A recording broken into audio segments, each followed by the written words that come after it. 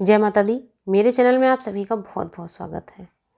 सुहाग सामग्री कब खरीदें, आज का हमारा वीडियो इसी टॉपिक पे है कि बहुत सी लेडीज़ के साथ में ये प्रॉब्लम रहती है, सुहाग सामग्री कब खरीदें, या बहुत सी लेडीज़ जानकारी के अभाव में कभी भी खरीद लेती हैं, कैसे भी समय में किसी भी दिन खरीद लेती हैं, जो कि कभी कभी हमारे लिए उल्टा और गलत साबित होता है, क्योंकि सुहाग सामग्री हमारे जीवन का एक अहम हिस्सा होता है।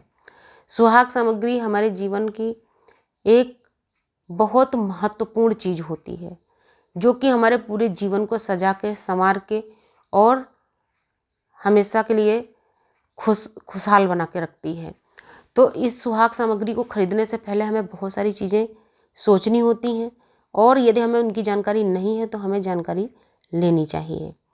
तो देखिए, सुहाग सामग्री कोई भी हो, आपकी बिंदी हो, सिंदूर हो, चूड़ियाँ हो, इनको खरीदने से पहले बहुत अच्छी तरीके से आप सोचिए समझिए कि हमें कब खरीदना है, किस टाइम खरीदना है, किस दिन खरीदना है, क्योंकि हर चीज़ का एक समय निश्चित होता है।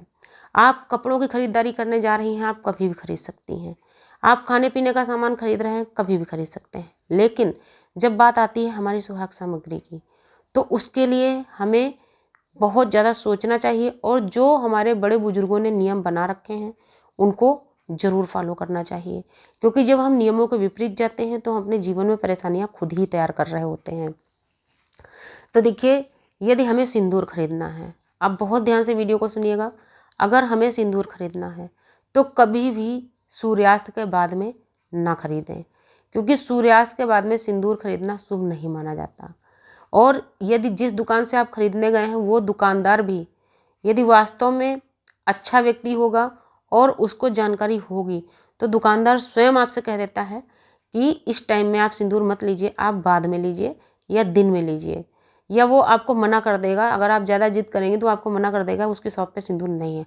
क्योंकि जो लोग सुलझे हुए होते हैं और जिन्हें ये जानकारी होती है, वो शाम के टाइम सिंदूर बेचते भी नहीं हैं। और यदि वास्तव में कस्टमर उनका समझदार है तो उसको समझाने का प्रयास करते हैं कि सूर्यास्त के बाद में सिंदूर कभी मत खरीदिए, क्योंकि इसका हमारे जीवन पर बहुत ही बुरा असर पड़ता है, विपरीत प्रभाव होता है। उसके अलावा बिंदियाँ बिंदियाँ भी जब आप खरीदती हैं तो बिंदियों को सबसे पहली बात तो आप देख लीजिए, बिंदी में बहुत ज़्यादा कट ना लगे हों, बिंदी के बीच में होल ना हो, क्योंकि अब तरह तरह की डिजाइनदार बिंदियाँ चलती हैं। तो बिंदी के बिल्कुल बीचों बीच छेद नहीं होना चाहिए, यानी कि जैसे डिजाइन की वजह से बीच खाली कर दिया जाता बिंदी का, किनारे किनारे है और बीच में खाली कर दिया, तो उस टाइप की बिंदी कभी मत लगाइए, ये अपशगुन का चिन्ह माना जाता है। इस तरह की बिंदी अच्छी नहीं मानी जाती। हमेशा कोशिश करिए लाल और गोल बिंदी लगाइए। फैशन का ज़माना है, सभी लोग मैचिंग बिंदी लगा लेते हैं। हालांकि मुझे तो लाल ही बिंदी पसंद है, लेकिन कभी कभी मैं भी लगा लेती हूँ, ऐसा नहीं कि कभी नहीं लगाती। लेकिन कोशिश करिए बिंदी में कट ना लगे हों ज़्यादा। गोल बिंदी लगाइए। अगर लंबी भी बिंदी लगाती हैं तो बहुत ज़्यादा कट या छेद वाली बिंदी नहीं होनी चाहिए। और बिंदी आप कभी भी खरीद सकती हैं, लेकिन ध्यान रखिए मंगल के दिन मत खरीदिए।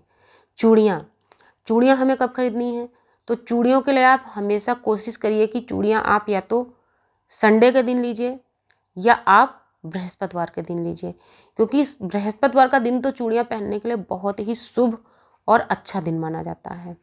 हमारे बड़े बुजुर्गों का कहना है कि चूड़ियों के जो जोड़ होते हैं गिने हुए होते हैं, और बृहस्पतिवार को चूड़ियाँ पहनना बहुत शुभ माना जाता है। और रविवार को चूड़ियाँ पहनना इसलिए अच्छा माना जाता है, कांच की चूड़ियाँ पहनना, क्योंकि रविवार का जोड़ गिना नहीं जाता। जो आप रविवार के दिन पहनते हैं वो चूड़ियाँ फ्री होती हैं आपके लिए, और ईश्वर का उन पर विशेष आशीर्वाद होता है। इसलिए रविवार के दिन चूड़ियाँ पहनना बहुत शुभ माना जाता है, बहुत अच्छा माना जाता है। कांच की चूड़ियाँ अगर संभव हो तो आप रविवार के दिन खरीदिए, और बृहस्पतिवार के दिन, तो यानी कि 2 दिन आपकी चूड़ियों के लिए खरीदने के लिए बहुत ही शुभ होते हैं। और पहनने के लिए, नई चूड़ियाँ पहनने के लिए आपका बृहस्पतिवार और सोमवार का दिन भी बहुत शुभ होता है। और रविवार तो मैंने पहले ही बताया एकदम फ्री होता है, रविवार को आप नई चूड़ियाँ पहन सकती हैं। बहुत सी लेडीज़ को आपने देखा होगा, रविवार के दिन अगर ज़्यादा चूड़ियाँ एकदम से लाई हैं तो रविवार के दिन चूड़ियाँ जूठी करके रख देती हैं, यानी कि पहन लेती हैं, उसके बाद में कुछ मीठा खाया और चूड़ियाँ बाद में कुछ देर के बाद निकाल कर रख देती हैं, या किसी कन्या को पहना देती हैं, उसको कुछ मीठा खिलाने के बाद में फिर चूड़ियाँ वो निकलवा कर रख लेती हैं, ताकि वो बाद में जब जिस किसी दिन चाहें वो पहन सकें। क्यों? क्योंकि हर एक दिन चूड़ियों के लिए उपयुक्त नहीं माना गया है। बृहस्पतिवार, सोमवार और रविवार का दिन बहुत ही उपयुक्त माना गया है। इस वजह से एकदम से चूड़ियों को किसी कन्या से जूठा करवा के या खुद जूठी करके रख दी जाती हैं और जिस दिन आपको ज़रूरत पड़े, जिस समय ज़रूरत पड़े आप पहन सकती हैं। चूड़ियाँ बदलने का समय, चूड़ियाँ किस समय नहीं बदलनी चाहिए? तो जब सूर्यास्त हो रहा हो, जिस समय सूरज अस्त हो रहे हों, डूब रहे हों, उस समय कभी भी चूड़ियाँ चेंज नहीं करनी चाहिए। अगर ज़रूरत है, आपको चेंज करना है या शाम के टाइम रात में आपको कहीं जाना है, तो सूर्यास्त के बाद या उससे पहले कर लीजिए।